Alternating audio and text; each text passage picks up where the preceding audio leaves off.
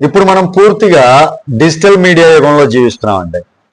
ఎవరు ఒప్పుకున్నా ఒప్పుకోకపోయినా ఈరోజు ప్రజల అభిప్రాయాలను ప్రభావితం చేసేటటువంటి శక్తి మెయిన్ స్ట్రీమ్ మీడియా కంటే కూడా డిజిటల్ ప్లాట్ఫామ్స్ దగ్గర చాలా ఎక్కువగా ఉంది. YouTube, short news apps, social media ఇవే ఇప్పుడు రాజకీయ చర్చలకు ప్రధాన వేదికలుగా మారుతున్నాయండి.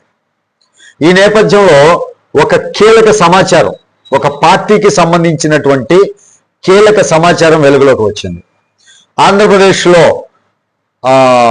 ఇప్పుడు ప్రతిపక్ష పార్టీగా ఉన్నటువంటి వైఎస్ఆర్ కాంగ్రెస్ పార్టీ డిజిటల్ మీడియాను పూర్తిగా బలోపేతం చేయడానికి భారీ ప్రణాళిక సిద్ధం చేసిందనేది ఒక సమాచారం. సుమారుగా 100 కోట్ల రూపాయలు పెట్టి ప్రత్యేక బడ్జెట్ కేటాయించారని తెలుస్తుంది ఈ సోషల్ మీడియా కోసం. రాబోయేటటువంటి 3 నుంచి 3.5 సంవత్సరాల్లో వచ్చే ఎన్నికల నాటికి డిజిటల్ వేదికలపై పూర్తి ఆధిపత్యం సాధించాలన్నటువంటి లక్ష్యంతో ఈ ప్లాన్ రూపొందించారు అనేది ఒక సమాచారం వస్తూ ఉంది. రాష్ట్ర స్థాయిలో 10 మందిని ప్రత్యేక టీంగా ఏర్పాటు చేసి మొత్తం ఆపరేషన్ ను మానిటర్ చేయాలనేటటువంటి ఆలోచనతోటి ఈ మొత్తం ఎత్తుగడైతే సాగుతూ ఉందండి. ఇప్పటికే ఉన్నటువంటి యూట్యూబ్ ఛానల్స్ కు తోడు మరో 50 నుండి 100 కొత్త ఛానల్స్, అంటే దాదాపు 100 వెబ్సైట్ల స్థాపన.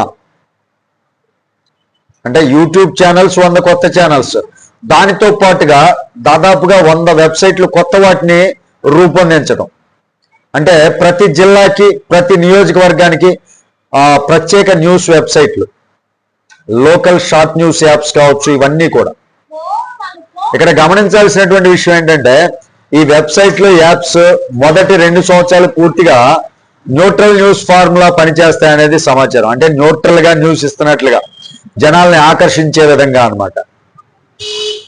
జిల్లా వార్తలు కావచ్చు, స్థానిక సమస్యలు కావచ్చు, సాధారణ సమాచారంతో ప్రజల్లో నమ్మకం సాధించే దిశగా వీళ్ళ ఆలోచన అయితే వెళ్తుందంట. అంటే వీళ్ళ స్ట్రాటజీ ఆ విధంగా రూపొందిస్తున్నారు. అయితే ఎన్నికలకు 6 నుండి 8 నెలల ముందు అదే ప్లాట్ఫామ్స్ పార్టీకి అనుకూల కంటెంట్ ఎక్కువగా ప్రచురిస్తాయి అనేది ఈ ప్రణాళికలో కీలక భాగం అని చెప్తున్నారు. అంటే స్ట్రాటజీ అర్థమైందా లేదా? మొదటి ఈ 2-3 సంవత్సరాల్లో ఏర్పాటు చేసి, 3 నుంచి 3.5 సంవత్సరాలు ఏదైతే ఉందో ఈ కాలంలో ఏర్పాటు చేసి న్యూట్రల్ గా అన్ని రకాల న్యూస్ ని కవర్ చేసే విధంగా ఉంటది. జనాల్లో ఒక నమ్మకాన్ని సంపాదిస్తారు. ఆ తర్వాత ఎన్నికలు ఇంకా 6 నెలల నుంచి 8 నెలలు ఉన్నాయనే టైంలో ఓన్లీ పార్టీకి సంబంధించినటువంటి కీలకమైనటువంటి అంశాలను ప్రస్తావించి జనాల్లో ఏదైతే నమ్మకం ఉందో వాటి ద్వారా మంచి గ్రాబ్, అంటే మంచి రిజల్ట్ పొందాలి అనేది ఒక స్ట్రాటజికల్ గా ఆలోచిస్తున్నాను అనమాట. ఈ స్ట్రాటజీ వెనుక ఆలోచన ఏంటి అంటే వైఎస్ జగన్మోహన్ రెడ్డి గారు ఇటీవల పార్టీ నాయకులతో మాట్లాడుతూ వచ్చే ఎన్నికల్లో షార్ట్ న్యూస్ యాప్స్, వెబ్సైట్లు, యూట్యూబ్ ఛానల్స్ ప్రధాన పాత్ర పోషిస్తాయి, వీటి వల్ల చాలా ఎక్కువ లాభం ఉంటుంది అని అభిప్రాయపడినట్లుగా సమాచారం అయితే వస్తూ ఉంది. మెయిన్ స్ట్రీమ్ మీడియాలపై ఆధారపడటం కంటే సొంత డిజిటల్ ఎకోసిస్టమ్ నిర్మించుకోవటమే భవిష్యత్తు వ్యూహం అన్నది జగన్మోహన్ రెడ్డి గారి యొక్క భావన అనమాట.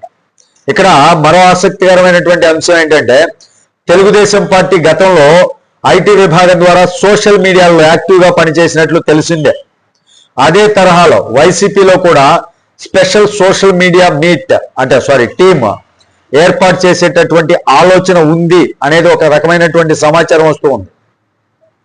సుమారు 100 మంది సోషల్ మీడియా కార్యకర్తలు, ప్రత్యేక శిక్షణ, నియోజకవర్గాల వారీగా గ్రౌండ్ రిపోర్టింగ్, ప్రత్యర్థి పార్టీలకు కౌంటర్ నరేషన్, ఇవి మొత్తం సమన్వయం చేసి ఒక సమగ్ర డిజిటల్ యుద్ధ వ్యూహంగా అమలు చేయాలి అనేటటువంటి లక్ష్యంగా ఇది సాగుతుంది అనమాట.